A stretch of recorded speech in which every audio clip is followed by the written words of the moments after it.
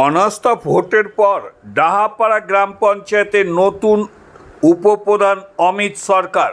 অনাস্থা ভোটের জেরে ডাহাপাড়া গ্রাম পঞ্চায়েতে বদল হলো উপপ্রধান পদে। মঙ্গলবার 25শে আগস্ট প্রিজাইডিং অফিসার মিলন আনসারির উপস্থিতিতে ধ্বনি ভোটে নতুন উপপ্রধান হিসাবে নির্বাচিত হলেন অমিত সরকার। নির্বাচনের পর প্রিজাইডিং অফিসারের কাছ থেকে উপপ্রধান নির্বাচিত হওয়ার শংসাপত্র গ্রহণ করেন তিনি। উল্লেখ্য, গত 27শে জুলাই ডাহাপাড়া গ্রাম পঞ্চায়েতের 12 জন সদস্য তৎকালীন উপপ্রধান পেদার হোসেনের বিরুদ্ধে বিভিন্ন অভিযোগ তুলে বিডিওর কাছে লিখিতভাবে অনাস্থা প্রস্তাব জমা দেন। সেই প্রস্তাবের পরিপ্রেক্ষিতে গত 10ই আগস্ট পেদার হোসেনকে উপপ্রধানের পদ থেকে অপসারণ করা হয়। এই বিষয়ে তৎকালীন উপপ্রধান পেদার হোসেন তিনি বলেন, সম্পূর্ণ ভিত্তিহীন অভিযোগ। এরপরই নতুন উপপ্রধান নির্বাচনের প্রক্রিয়া শুরু হয়। মঙ্গলবার পুলিশ প্রশাসনের কড়া নজরদারির মধ্য দিয়ে সম্পন্ন হয় ভোট পর্ব।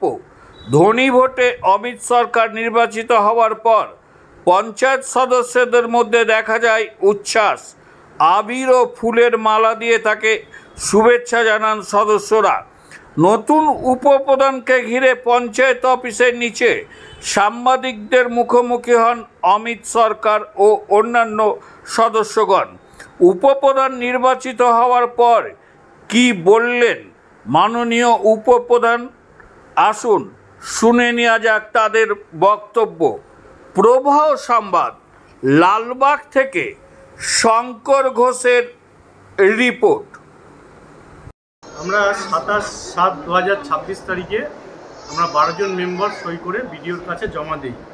উপপ্রধানের বিরুদ্ধে পেদার হোসেন, ওনার বিরুদ্ধে আমরা অনাস্থা প্রস্তাব নিয়ে আসি এবং 10/8/2026 তারিখে আমরা 12 জন সবাই সহমতের ভিত্তিতে অপসারণ করা হয়। আর আজকে আপনার 25/8/2026 তারিখে নতুন উপপ্রধান গঠন হলো 12 জনের সহমতের ভিত্তিতে।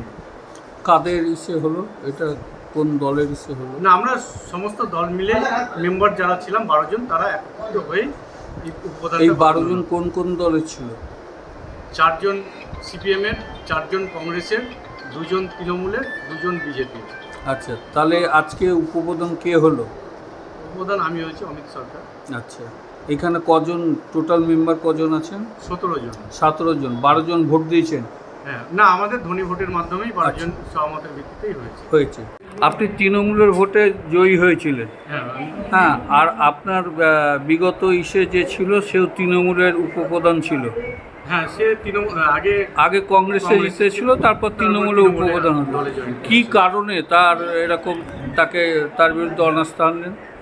তার বিরুদ্ধে অনাস্থা মূল কারণ তিনি এতটাই ক্ষমতার অপব্যবহার করতেন, কোনো মেম্বারকে মেম্বার মনে করতেন না, প্রধানকে প্রধান মনে করতেন না, যাচ্ছে তাই ভাষায় তাকে গালাগালি করতেন। এমনকি সরকারি স্টাফকেও, মানে সরকারি যে কর্মচারী তাদেরকেও তিনি কঠিন দুর্ব্যবহার করতেন এবং তিনি এমন অনৈতিক কাজ করেছিলেন যার জন্য সমস্ত আমরা 12 জন মেম্বার একত্রিত হয়ে তার বিরুদ্ধে অনাস্থাটা নিয়ে আসা হয়। তাহলে আছে প্রধান কাদের? প্রধান কোন দলের হয়ে আছে? প্রধান আমরা এখন জনগণের প্রধান। জনগণের প্রধান, কিন্তু উনি কোন দল থেকে নির্বাচিত হয়েছিল? উনি সিপিএম থেকে নির্বাচিত। সিপিএম থেকে। আপনার নাম? আমার নাম অমিত সরকার।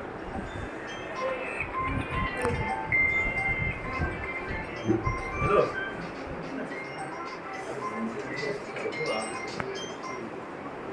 কোথায় আছো তুমি?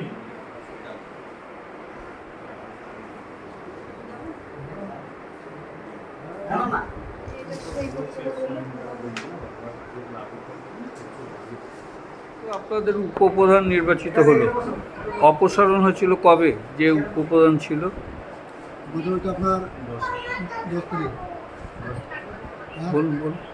10/8/2026 তারিখ। 10/8/2026। সে কোন দলের উপপ্রধান ছিল? কংগ্রেস। উপপ্রধান কে ছিল? কংগ্রেস থেকে ছিল, তৃণমূলে চলে গেছিল। তৃণমূলে চলে গিয়েছিল। তা আজকে কি হলো?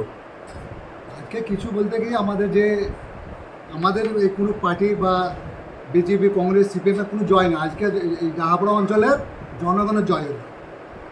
তাহলে এই যে আজকে অমিত সরকারকে নিয়ে যে মানুষ কাজ পাবে, ওকে সঙ্গে পাবে, এটি মানুষের জয়, আমাদের কোনো জয় নেই। অমিত সরকার কোন দলের? অমিত সরকার তৃণমূল থেকেই করেছে। তৃণমূল তৃণমূলের থেকে। বাদে। আচ্ছা, তাহলে আজকে তো ধনী ভোট হলো। হ্যাঁ, কোন দল ভোট দিয়েছিল, কতজন কি? সকালে আমরা 12 জন একত্রভাবে আছি, একবারই হয়েছে। আপনার নাম? আমার নাম আনারুল শেখ, আপনি? আমি কংগ্রেসের